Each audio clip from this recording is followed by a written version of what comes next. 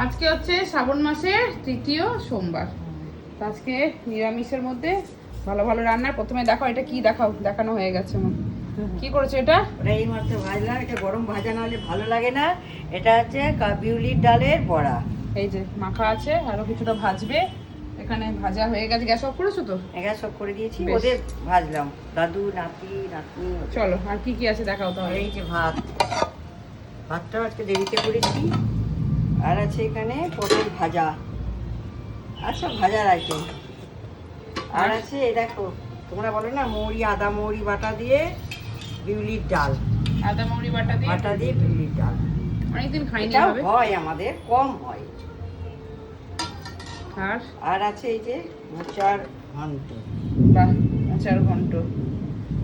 মোচা কিন্তু বাজার থেকে করা, কেটে নিয়ে আসা, ওই জন্য একটু বড় বড় হয়। আমাকে বললি না আজকে কেন আমরা সব করেছি, তাও ওদের এত ডাঙা ডাঙা কাটা।